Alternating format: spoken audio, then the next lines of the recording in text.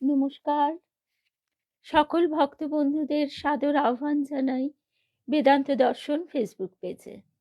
আজকে আমাদের শ্রী রামকৃষ্ণ পাঠচক্রে এই যে নতুন অধ্যায়টি চলছে মানে শুরু হয়েছে, সেখানে আজকে আমাদের মার্গশীর্ষ পূর্ণিমা উপলক্ষে এই বিশেষ পাঠটি রয়েছে, হরি কথাই কথা। আমরা অনর্গল কথা বলে যাই, কথা বলছি শুনছি, কিন্তু কি বলছি তার গুরুত্বও আমাদের কাছে থাকে না, সত্য রক্ষা হয় না, অনর্গল মিথ্যা বলে যাই। ঠাকুর বলছেন কলির একটি তপস্যা সত্যকে ধরে থাকা, সত্য স্বরূপ শ্রী রামকৃষ্ণকে ধরতে গেলে তাই সত্যতে প্রতিষ্ঠিত হবার আপ্রাণ চেষ্টা চালিয়ে যাওয়া প্রয়োজন। তা এই মার্গশীর্ষ পূর্ণিমা কথাটি আসছে মৃগশিরা নক্ষত্র থেকে। মৃগশিরা নক্ষত্রে এই অগ্রহায়ণ মাস, এই অগ্রহায়ণ মাসটি মার্গশীর্ষ মাস নামে পরিচিত সংস্কৃতে। তো শ্রীকৃষ্ণ গীতায় তার যে বিভূতি যোগ শোনাচ্ছেন অর্জুনকে, সেখানে তিনি বলছেন কোন কোন ক্ষেত্রে তার বিশেষ প্রকাশ। তার মধ্যে এই অগ্রহায়ণ মাস পূর্ণিমা তিথিতে তার বিশেষ প্রকাশ। তো আজকে আমরা সেই জন্যে গীতার এই দশম অধ্যায় থেকে একটুখানি শুনব, একেবারে সরাসরি বাংলা অনুবাদটাই শুনব। তা না হলে আমাদের যে সীমিত সময়, তাতে আমরা কুলিয়ে উঠতে পারবো না। আজকে বাংলা অনুবাদটাই পুরো শুনব। যেদিন শুধু গীতা শুনব, সেদিন আমরা আরো আরো পুঙ্খানুপুঙ্খভাবে প্রত্যেকটি শ্লোক ধরে ধরে শুনবার চেষ্টা করব। আর তারপরে আমরা শুনবো, আজকে যেহেতু বৃহস্পতিবার, লক্ষ্মীবার, আর শুধু তাই নয়, আমাদের মায়ের জন্মতিথি এসে গেছে, মাতৃপক্ষ চলছে। সুতরাং মায়ের কথা তো শুনতেই হয়, আর মায়ের কথা শুনবার সঙ্গে সঙ্গে আমাদের হরি কথা, আমাদের শ্রী রামকৃষ্ণ কথাও আমরা শুনবো। তাহলে আমরা দেখছি যে অনেকেই তো আমরা এসে গেছি, স্বপ্নাদি, ভবানীদি, শর্মিলাদি, রুম্পা, সঙ্গীতা, শুভ সকাল।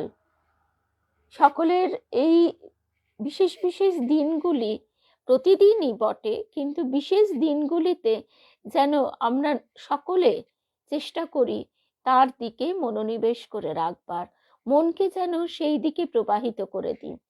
আমাদের সচরাচর দেখা যায় যে ঈশ্বর চিন্তাও থাকে, কিন্তু সেটা একপাশে সরে যায়, আর সারা দিন জুড়ে থাকে আমাদের এই জাগতিক চিন্তা ভাবনা। তো সেই জাগতিক চিন্তা ভাবনা থেকে মনকে একেবারে উপড়ে আনবার চেষ্টা করতেই হবে, এবং সেই উপড়ে এনে তার চরণে নিবেদন করা, এই চেষ্টার তিনি আমাদের দিয়ে করিয়ে নেবেন। শুধু আন্তরিকভাবে তার কাছে প্রার্থনা। শুভ সকাল কেয়া, মিনুদি, লক্ষ্মী, সিদ্ধার্থ, শুভ সকাল। হরে কৃষ্ণ। শুভ সকাল জয়িতা। তাহলে ঠাকুর মায়ের শ্রী চরণে সাষ্টাঙ্গ প্রণাম নিবেদন করে, শ্রী গুরুদেবকে স্মরণ করে আমরা চলে আসি আমাদের আজকের প্রসঙ্গে। জয় রামকৃষ্ণ। শ্রীমদ্ ভগবত গীতার দশম অধ্যায় বিভূতি যোগ। আমরা গীতা শাস্ত্রী জগদীশচন্দ্র ঘোষ মহাশয়ের অনুবাদ থেকে শুনছি। শ্রী ভগবান কহিলেন, হে মহাবাহ, তুমি আমার বাক্য শ্রবণে প্রীতি লাভ করিয়াছ। আমি তোমার হিতার্থ পুনরায় উৎকৃষ্ট কথা বলিতেছি, তাহা শ্রবণ করো। কি দেবগণ, কি মহর্ষিগণ কেহই আমার প্রভাব বা উৎপত্তি বিষয়ে জ্ঞাত নহেন, কেননা আমি দেব ও মনুষ্যগণের সর্বপ্রকারেই আদি কারণ। যিনি জানেন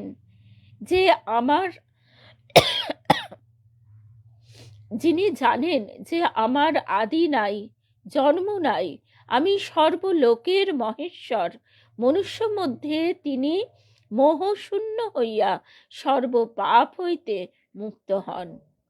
বুদ্ধি, জ্ঞান, কর্তব্য বিষয়ে অব্যাকুলতা, ক্ষমা, সত্য, দম, সম, সুখ, দুঃখ, জন্ম, মৃত্যু, ভয়, অভয়, অহিংসা, রাগ, দ্বেষাদি বিষয়ে সমচিত্ততা, সন্তোষ, তপ, দান এবং যশ ও অযশ প্রাণীগণের এই সমস্ত ভিন্ন ভিন্ন ভাব অর্থাৎ অবস্থা আমা হইতেই উৎপন্ন হইয়া থাকে। ভৃগু প্রভৃতি সপ্ত মহর্ষি, তাহাদের পূর্ববর্তী 4 জন মহর্ষি এবং স্বয়ম্ভুবাদী মনুগণ, এরা সকলেই আমার মানসজাত এবং আমার জ্ঞান ঐশ্বর্য শক্তি সম্পন্ন। জগতের সকল প্রজা তাহাদিগ হইতে উৎপন্ন হইয়াছে। যিনি আমার এই বিভূতি এবং যোগ ঐশ্বর্য যথার্থ রূপে জানেন, তিনি মদভক্তি লক্ষণ স্থির যোগ লাভ করেন এবং আমাতেই সমাহিত চিত্ত হন, তাহাতে সংশয় নাই। শুভ সকাল। সকল ভক্ত বন্ধুদের শুভ সকাল জানাই। শ্রীকৃষ্ণ বলছেন, আমি সকল জগতের উৎপত্তির কারণ, আমা হইতে সমস্ত প্রবর্তিত হয়। বুদ্ধিমানগণ ইহা জানিয়া প্রেমাবিষ্ট হইয়া আমার ভজনা করেন। আমাদের গুরুদেব বলতেন, তুমি বুঝলে তো হয়েই গেল, না বুঝলেও যেন এইটি সত্য, তোমার চারপাশে যা তুমি দেখছো সবই শ্রীরামকৃষ্ণের এক একটি রূপ। এইবার এইটি আমাদের অভ্যাস করতে গেলে প্রথমে খানিকটা ধাক্কা লাগবে, মনে থাকবে না, কিন্তু বারবার বারবার যদি আমরা অভ্যাস করতে থাকি, নিজেদের পরিবর্তন আমরা নিজেরাই লক্ষ্য করতে পারবো। যাহাদিগের চিত্তই আমাতেই অর্পিত, যাহাদের প্রাণ মদগত, অর্থাৎ আমাকে ভিন্ন যারা প্রাণ ধারণে অসমর্থ, এইরূপ ভক্তগণ পরস্পরকে আমার কথা বুঝাইয়া এবং সর্বদা আমার কথা কীর্তন করিয়া পরম সন্তোষ লাভ করেন। তাহাদের আর কোনো অভাব থাকে না, সুতরাং তাহারা পরম প্রেমানন্দ উপভোগ করিয়া থাকেন।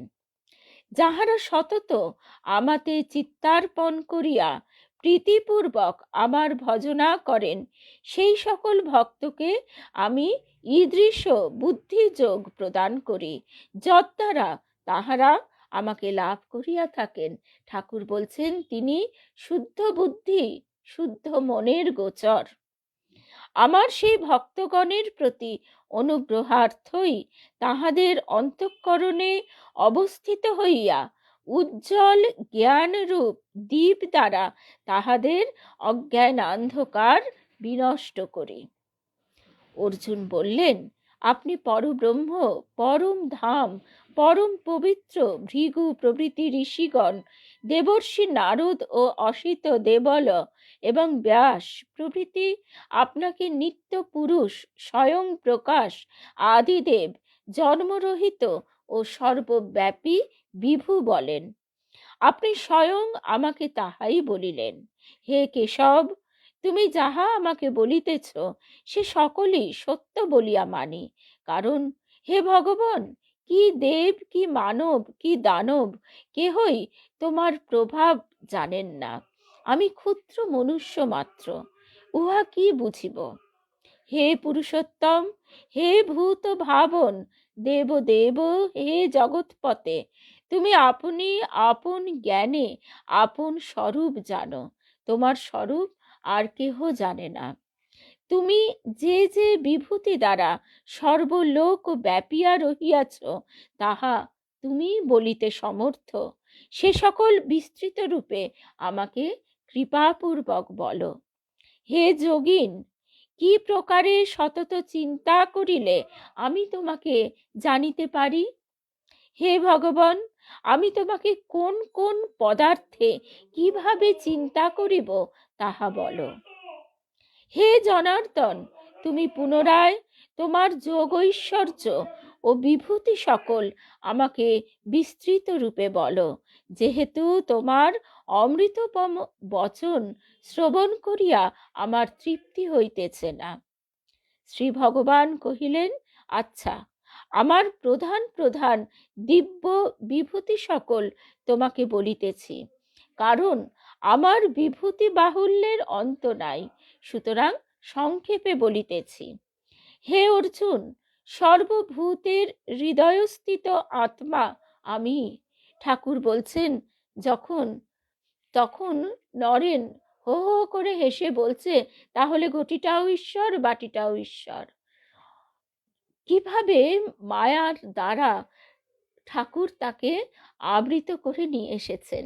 তিনি নামরূপের জগতের বাইরে ধ্যানমগ্ন, অখণ্ডের ঘরে তার অবস্থান, সেখান থেকে ঠাকুর তাকে গলা জড়িয়ে আদর করে ডেকে আনছেন। কিন্তু এমন মায়ার আবরণ দিয়ে না হলে তো জগতের কাজ হবে না। তাহলে আমরা বুঝতে পারছি যে আমাদের এই চোখের ঠুলিটা কত মোটা এবং কষ্টকর।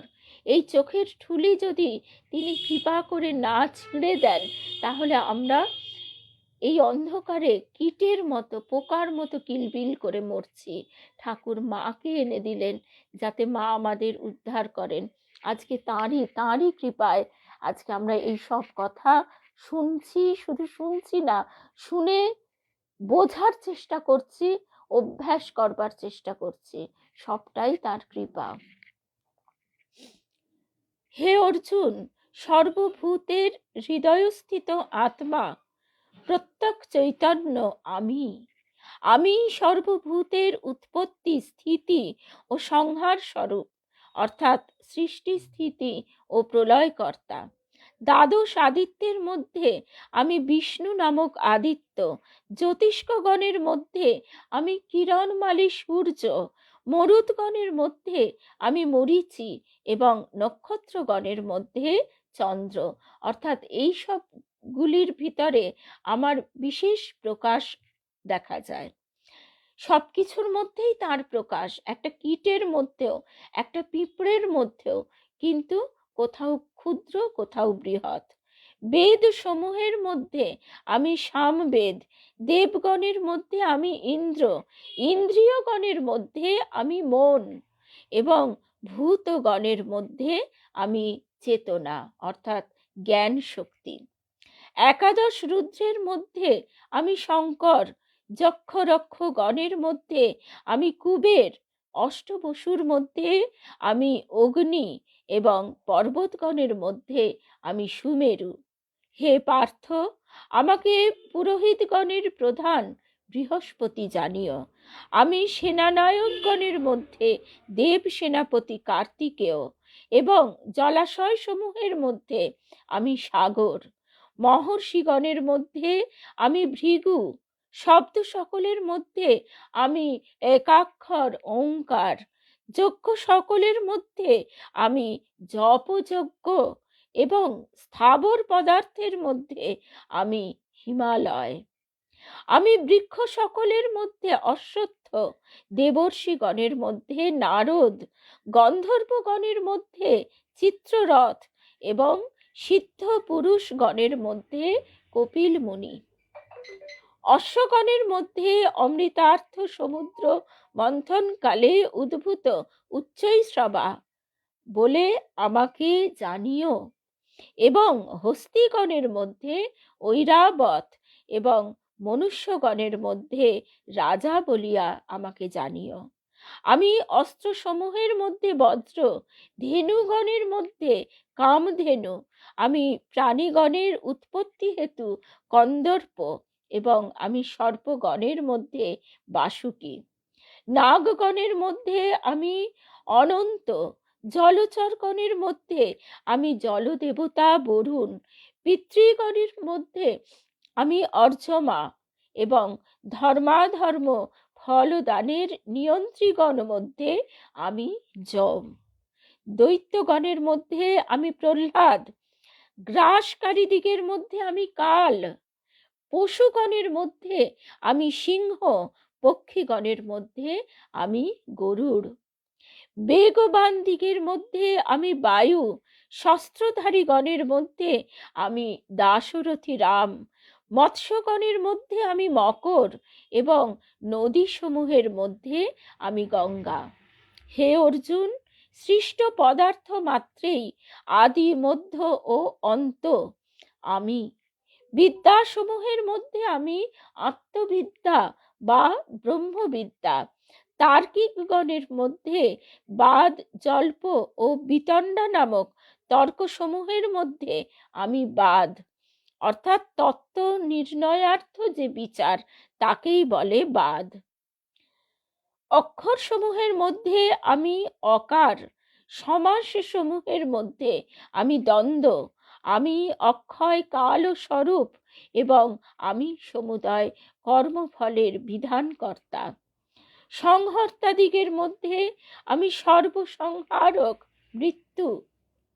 কবি গাইছেন, মরণ রে তুহু মম শ্যাম সমান। ভবিষ্য প্রাণীগণের মধ্যেও আমি উদ্ভব স্বরূপ। নারীগণের মধ্যে আমি কীর্তি, শ্রী, বাক, স্মৃতি, মেধা, ধৃতি, ক্ষমা। এই সকল দেবতা স্বরূপ, অর্থাৎ ওই সকল আমারই বিভূতি। আমি সাম বেদোক্ত মন্ত্র সকলের মধ্যে বৃহৎ সাম, মন্ত্রের ছন্দ বিশিষ্ট মন্ত্রের মধ্যে আমি গায়ত্রী। আমি বৈশাখাদি দ্বাদশ মাসের মধ্যে অগ্রহায়ণ মাস এবং ঋতু সকলের মধ্যে বসন্ত ঋতু। আমি বঞ্চনাকারী গণের দ্যুত ক্রীড়া। আমি তেজস্বী গণের তেজ, বিজয়ী পুরুষের জয়, উদ্যোগী পুরুষের উদ্যম এবং সাত্ত্বিক পুরুষের সত্ত্বগুণ। আমি বৃষ্ণিবংশীয় দিগের মধ্যে শ্রীকৃষ্ণ, পাণ্ডবগণের মধ্যে ধনঞ্জয়, মুনিগণের মধ্যে ব্যাস, কবিগণের মধ্যে শুক্রাচার্য। শাসনকর্তৃগণের দণ্ড, জয়েচ্ছু ব্যক্তিগণের সাম ইত্যাদি নীতি, গুচ্ছ বিষয়ের মধ্যে মৌন এবং জ্ঞানীগণের জ্ঞান। হে অর্জুন, সর্বভূতের যাহা বীজ স্বরূপ তাহাই আমি।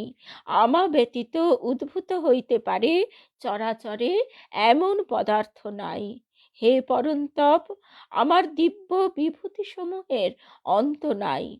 আমি এই যাহা কিছু বিভূতি বিস্তার বলিলাম, আমি এই যাহা কিছু বিভূতি বিস্তার বলিলাম, তাহা আমার বিভূতি সকলের সংক্ষেপে বা দিগদর্শন মাত্র। যাহা যাহা কিছু ঐশ্বর্যযুক্ত, শ্রী সম্পদ অথবা অতিশয় শক্তি সম্পন্ন, তাহাই আমার শক্তির অংশসম্ভূত বলিয়া জানিবে। অথবা হে অর্জুন, তোমার এত বহু বিভূতি বিস্তার জানিয়া প্রয়োজন কি? এক কথায় বলিতেছি, আমি এই সমস্ত জগৎ আমার একাংশ মাত্র দ্বারা ধারণ করিয়া অবস্থিত আছি। সুতরাং যেখানেই আমরা তার প্রকাশের মাহাত্ম্য বিস্তার দেখছি, সেখানেই সেটাই চূড়ান্ত। জপযজ্ঞ এবং নাম মাহাত্ম্য বিষয়ে গীতাশাস্ত্রী জগদীশচন্দ্র ঘোষ মহাশয় তিনি একটু ফুটনোটে বিশেষভাবে আবার বলছেন, সর্ববিধ যজ্ঞের মধ্যে জপযজ্ঞ বা নামযজ্ঞই শ্রেষ্ঠ। সুতরাং ইহাই শ্রী ভগবানের বিভূতি। কলিতে নাম সংকীর্তনই শ্রেষ্ঠ সাধন বলিয়া পরিগণিত। অর্থাৎ জপযজ্ঞ মানে নিরন্তর জপ করে যাওয়া। সেইটির উদ্যম আনবার জন্যই এইভাবে বিভিন্ন জায়গায় মঠে মিশনে জপযজ্ঞের অনুষ্ঠান হয়। কারণ এই সকলে মিলে করবার মধ্যে একটা উৎসাহ উদ্দীপনা থাকে। সেই উৎসাহ উদ্দীপনা তিনিই জাগিয়ে দেন এইভাবে। এছাড়া আমরা নিজেরাও বাড়িতে অনর্গল যদি জপ করতে থাকি মনে মনে, তাহলে সেটিও জপযজ্ঞ। তার নাম করতে থাকি, শুনতে থাকি, তাহলে আমাদের সেই একই ফল প্রদান হয়। এখন বর্তমানে এই যান্ত্রিক যুগে যন্ত্রেরও কল্যাণী শক্তির কথা অনস্বীকার্য। সুতরাং আমরা খুব সহজে এই ফোন যন্ত্রটিকে ব্যবহার করে কিন্তু ঈশ্বরীয় প্রসঙ্গ, নাম গান, হরিনাম সব কিছু অনেক সহজে শুনতে পাই। শুধু নিজেকে সেইভাবে গঠন করবার চেষ্টা। শ্রীমদ্ ভাগবত বলেন, কলি অশেষ দোষের আকর হইলেও, অর্থাৎ কলিতে 3 ভাগ পাপ 1 ভাগ পুণ্য হলেও তার একটি মহৎ গুণ এই যে কলিতে কৃষ্ণ নাম কীর্তন দ্বারাই সংসার বন্ধন হইতে মুক্ত হইয়া পরম গতি প্রাপ্ত হওয়া যায়। সুতরাং আমরা যেন এই হরিনামে, রামকৃষ্ণ নামে, মাতৃ নামে সব সময় বিভোর থাকতে পারি। তার মানে এই নয় যে কর্তব্য কর্ম না করা। ঠাকুর কি অপূর্বভাবে বুঝিয়ে দিচ্ছেন, তুমি যত তার দিকে এগিয়ে যাবে, যত পূর্ব দিকে যাবে, পশ্চিম দিক তত পিছনে পড়বে। অর্থাৎ সংসারের দায় দায়িত্ব কর্তব্য কর্ম সব তিনি আস্তে আস্তে ঝরিয়ে দেবেন। সেই বউটির মতো, বউটির গর্ভধারণের সময় থেকে শাশুড়ি একটু একটু করে কাজ কমিয়ে দিচ্ছে। একে বলা হয় আধ্যাত্মিক গর্ভ। অর্থাৎ আমাদের মনের ভিতরে তিনি বীজ রোপণ করে দিলেন, এইবার তাকে পুষ্ট করবার দায়িত্ব তো আমাদের। এবার তাহলে আমরা চলে আসি ঠাকুরের কাছে, ঠাকুর মায়ের কাছে চলে আসি। একটা মজার কথা দিয়ে শুরু করি, যদিও কথাটি এই হচ্ছে অবতার লীলার মাধুর্য। গৌরী মা মাতা ঠাকুরানীকে জগজ্জননী রূপে পূজা করলেও মায়ের সঙ্গে তার ছিল এক অপূর্ব সম্পর্ক। কখনো মাতা পুত্রী, কখনো সঙ্গিনী, আবার কখনো সখী রূপে তাদের মধ্যে নিঃসংকোচ হাস্য পরিহাস চলত। একদিন শেষ রাত্রে নহবত ঘরের সামনের ঘাটে মা স্নান করতে গেছেন। গৌরী মা তখনও কয়েক ধাপ উপরে আছেন। মা তো একেবারে সেই ভোর অন্ধকার ফোটেনি, অন্ধকার কাটেনি, আলো ফোটেনি, এমন সময় তো স্নান যা কিছু কর্ম সব সেরে ফেলতেন। তো গৌরীমা তখনও কয়েক ধাপ উপরে আছেন। জলের নিকটে সিঁড়িতে প্রকাণ্ড কি একটা পড়েছিল, তাতে মায়ের একখানি পা লাগা মাত্র তিনি আরে বাপরে বলে ত্রস্ত পদে উপরে উঠে এলেন।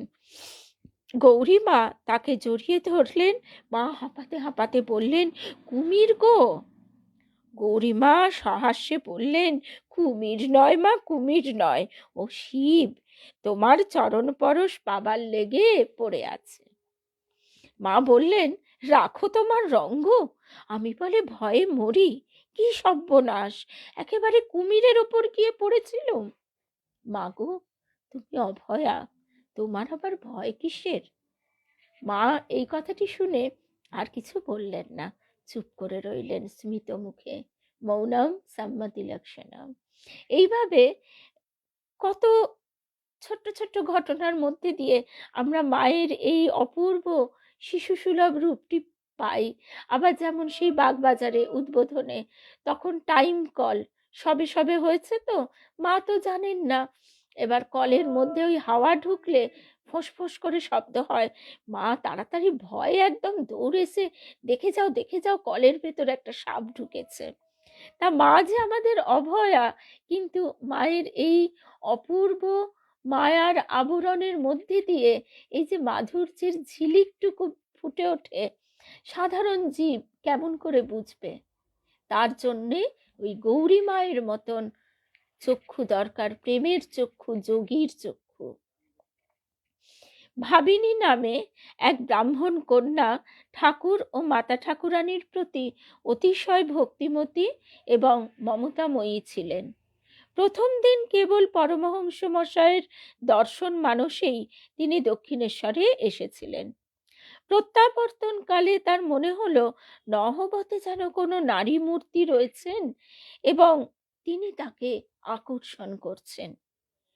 কি অদ্ভুত, মানে এই এই কথাটাই কালকে রাত্রির বেলা শোবার আগে শুধু মানে পড়ে দেখে নিয়েছিলাম যে আজকে আমরা সবাই মিলে শুনবো।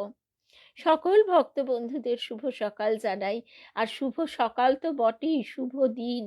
আজকে এই যে বিশেষ পূর্ণিমা তিথিতে কৃষ্ণের বিশেষ প্রকাশ, আমাদের হৃদয় গুহাতেও যেন অন্ধকার মোচন হয়ে তার বিশেষ প্রকাশ আমরা দেখতে পাই। তার আলোয় যেন আমরা একেবারে আলোকিত হয়ে মজে যেতে পারি সেই আলোর মাধুর্যে। তা কি সুন্দর ওই ভাবিনী নামে ব্রাহ্মণ কন্যা ঠাকুর ও মাতা ঠাকুরানীর প্রতি অতিশয় ভক্তিমতী এবং মমতাময়ী ছিলেন। আজকে তো পেয়েছো ভারতীদি, আজকে আমরা একসঙ্গে সবাই শুনি। প্রথম দিন কেবল পরমহংস মশাইয়ের দর্শন মানসেই তিনি দক্ষিণেশ্বরে এসেছিলেন। প্রত্যাবর্তন কালে তার মনে হলো নহবতে যেন কোনো নারী মূর্তি রয়েছেন এবং তিনি তাহাকে আকর্ষণ করছেন। মা যদি আকর্ষণ করেন তাহলে আর কোথাও কোনো বাধা থাকে না। সঙ্গিনীগণ জানালেন ওখানে পরমহংস মশাইয়ের পরিবার থাকেন। ভাবিনী একটু এগিয়ে গিয়ে ডাক দিলেন, মা কই গো মা, মেয়েকে একটু পায়ের ধুলো দিন। প্রসন্ন বদনে মা বাইরে এলেন। ভাবিনী তাকে প্রণাম করে বললেন, আহা, এমন দেবী মূর্তি মা আমার, এমন রূপ তো কখনো দেখিনি। তোর চেয়ে সুন্দর নাকি? জনৈকা সঙ্গিনী নিম্ন কণ্ঠে রঙ্গ করে মন্তব্য করলেন। তোর চেয়ে সুন্দর নাকি, ফিস করে। আসলে মা যে কে সেটা তো আর তখন কেউ জানেও না, বোঝেও না। তা সাধারণভাবে মায়ের প্রতি ভক্তি ভালোবাসা নিয়ে দর্শন করতে আসা। তা সুতরাং সাধারণভাবে সাধারণ হাস্য পরিহাস তো থাকবেই বন্ধুদের মধ্যে। ভাবিনী লজ্জা রক্ত মুখে প্রতিবাদ জানালে। ভাবিনী লজ্জা রক্ত মুখে প্রতিবাদ জানিয়ে বলছেন, কি যে বলিস তোরা, ধানে আর তুষে, মা আমার জ্যোতির্ময়ী, পূর্ণিমার শশী। দেখে আমার প্রাণটা ভরে গেল। মাকে লক্ষ্য করে তিনি বললেন, আমায় তুমি নিয়ে নাও মা, আমায় তুমি নিয়ে নাও, তোমার চরণতলে থেকে যাই। মা হেসে বললেন, তোমার সংসার আর পরিজনের কি হবে? একটি মেয়ে আছে, তাকে ছেড়ে খুব থাকতে পারবো।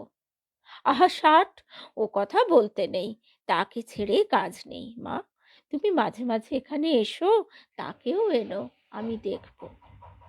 প্রথম দিনেই ভাব জমে উঠল। কি মধুর কথা! জগৎ সংসারে আবার সেই ওই কথাটাই মনে পড়ে যায়। বাবুরাম মহারাজ গঙ্গার ধারে মঠে দাঁড়িয়ে আছেন, তা দেখছেন চারিদিকে দাঙ্গা হাঙ্গামা, দাউ দাউ করে আগুন জ্বলছে। সব আগুন হিংসা দেশ গড়াতে গড়াতে এসে থেমে গেল ঠিক এইখানটিতে এসে। এখান মানে ঠাকুর মায়ের কাছে। যে এর থেকে আনন্দের আর কিছু নেই। আমাদেরই এক বন্ধু বোন কি সুন্দর করে সে বলেছিল যে, আমি বললাম, জিজ্ঞেস করছিলাম কেমন আছিস, মানে এখন কি আর মানে কিটির মিটির হচ্ছে না তো? তখন বলছে, ও সংসারে যেমন হবার হচ্ছে, ও হতে দাও, ওর মতো হচ্ছে, আর আমি তো আমার মতো ঠাকুরকে নিয়ে আছি। ঠাকুরকে এই যে আপন করে পাওয়া, একেবারে নিজের করে পাওয়া, এই আনন্দ তো একদম আলাদা। তার সঙ্গে এই যে প্রাণের আলাপ, এর মাধুর্যই আলাদা। তো সেইখানে তারপরে যে কথায় ছিলাম, প্রথম দিনেই ভাব জমে উঠল। তারপর যাতায়াত আরম্ভ হলো। মায়ের প্রথম দর্শন হতেই ভাবিনীর মন মায়ের সেবার জন্য ব্যাকুল হয়ে উঠেছিল। তিনি মায়ের সেবায় তৎপর হলেন। মা তার চুল বাঁধার প্রশংসা করতেন। ভাবিনীর যেমন রূপ, স্বভাবও তেমনই মধুর। রান্নায় হাতও ছিল পাকা। মধ্যে মধ্যে তিনি নহবতে এসে রাঁধতেন এবং যত্ন করে ঠাকুরকে খাওয়াতেন। আমরা যদি নিজেদের এই ভাবিনীর ভাবটাই নিয়ে মানুষ পূজা করি, তাহলেই তো আমরাও ভাবিনী হয়ে উঠতে পারি মানসে। ঠাকুরও তাহাকে স্নেহ করতেন এবং তার রান্নার প্রশংসা করে বলেছিলেন, ভাবিনী বৈকুণ্ঠের রাঁধুনি, ভাবিনী বৈকুণ্ঠের রাঁধুনি। তাহলে আপনি জনার্দন, আর ওখানে যিনি আছেন তিনি মা কমলা। ভাবিনী সহাস্যে উত্তর দিয়েছিলেন। উত্তরটি সকলেরই প্রীতিকর হয়েছিল। অর্থাৎ ঠাকুর মায়ের সঙ্গে সাধারণ মানুষ তখন এমন করেই মিশতে পারত, কিন্তু তার ভেতরেও তিনি বিশেষ বিশেষ এই যে সহজ সরল অহং শূন্য মানুষের ভিতরে সেই দীপটি জ্বেলে দিয়েছিলেন, জ্ঞানের দীপটি। দীপ দীপ দীপ জ্ঞানের বাতি হৃদে জ্বলবে অনুক্ষণ। সেই জ্ঞানের দীপটি কি? তিনি জনার্দন, আর নহবতে যিনি আছেন তিনি কমলা, লক্ষ্মীনারায়ণ। ভাবিনী অসামান্য সুন্দরী ছিলেন, কিন্তু রূপের গর্ব তার ছিল না, বরং অতিশয় বিনয় ছিল। আর একজন রূপবতী নারী মায়ের কাছে এসেছিলেন, যিনি নিজের সুরূপ এবং স্বামীর কুরূপ নিয়ে অত্যধিক সচেতন ছিলেন। স্বামী প্রচুর ধন সম্পদের অধিকারী, তার স্বভাবও দূষিত নয়, কিন্তু রূপের অভাব। এই রূপের অভাবের জন্যে পত্নী তার উপর ছিলেন নিতান্তই বিরূপা। রূপের অতি গর্বে স্বামীর প্রতি তিনি এতই অপ্রসন্না ছিলেন যে স্বামীর সঙ্গে সম্পর্ক ত্যাগ করা যায় কিনা এই ছিল তার প্রধান চিন্তা। মানে সেই যুগেও, এখন হলে তো সেটা করেই ফেলতো। লোকমুখে তিনি শুনেছিলেন যে দক্ষিণেশ্বরে পরমহংস মশাই বিবাহান্তে পরিবারকে ত্যাগ করেছেন, এবং পরিবার যদিও দক্ষিণেশ্বরে বাস করেন তথাপি স্বামীর সহিত কোনো সম্পর্ক নাই। একেবারে দুটো বিপরীত ঘটনা আজকে আমরা শুনছি। উক্ত নারী মনে করলেন তার অবস্থার সঙ্গে এদের বেশ মিল আছে, তো সুতরাং যথেষ্ট আশান্বিত হয়ে তিনি পরমহংস মশাইয়ের পরিবারের নিকট আসিলেন। দুজনের কি অদ্ভুত এক বৈপরীত্য, কি অপূর্ব দুটি চিত্র, এবং জানতে চাইলেন যে তার এইরূপ অবস্থায় স্বামীকে ত্যাগ করলে ঘোরতর অন্যায় বা অপরাধ হবে কিনা। তার বক্তব্য শুনে মাতা ঠাকুরানী অত্যন্ত বিরক্ত হয়ে বললেন, জিভ দিয়ে আর উচ্চারণ করো না অমন কথা, যে শোনে তারও পাপ। স্বামী আর নারায়ণ এক, তাকে কি ত্যাগ করা যায়? কুরূপা বলে স্বামীকেই যদি ত্যাগ করবে, তবে নারীর আর রইল কি? মাতা তাকে আরো বললেন, স্বামীর কাছে যে ক্ষমা চাও, তার পায়ে তোমার এই রূপ ঢেলে দাও, কদিন থাকে রূপ? একটা কঠিন ব্যামো যদি আজ বাদে কাল হয়, কোথায় ভেসে যাবে রূপ? মেয়ে মানুষকে রূপের বড়াই করতে নেই। নৈরাশ্যে মর্মাহত হয়ে রূপসী চলে গেলেন। কিন্তু কিছুদিন পরে আবার তিনি এসেছিলেন। বসন্ত রোগের আক্রমণে তখন তার পূর্বের রূপ লাবণ্য সমস্তই অন্তর্হিত হয়েছে। অনুতাপ অনলে মানসিক অবস্থারও পরিবর্তন ঘটেছে। মাতা ঠাকুরানীর কাছে তিনি বারবার মার্জনা এবং আশীর্বাদ ভিক্ষা করতে এসেছিলেন। তাকে প্রাণ ভরে আশীর্বাদ করে মা বললেন, পতি সেবায় সুখী হও মা। আজকে এই অবধি এই ঘটনাটি মধ্যে দিয়ে আমরা হয়তো ঘটনাটা শুনলাম, শুনে ভাবলাম ও আমরা তো আর এরকম নই, তো কি আছে আর। কিন্তু না, আমাদের কোথায় কার কিসে কখন গর্ব সেটা তো চাই নিজেরাই বুঝতে পারা যায় না। এইবার সেইখান থেকে নিজেদের মনকে এনে তার চরণে ঢেলে দেওয়া, এই এই ভাবটি যেন প্রতিনিয়ত আমাদের থাকে মাগো। তাহলে আজকে এই অবধি। জয় রামকৃষ্ণ, জয় মা, জয় রামকৃষ্ণ, জয় রামকৃষ্ণ, জয় শ্রী হরি, জয় জয় তারা শারদেশ্বরী। আবার দেখা হবে সন্ধেবেলা নিয়মিত পাঠে। আবারও আমরা ঠাকুরের কথা শুনবো, লীলা প্রসঙ্গ অনুধ্যান। জয় ঠাকুর।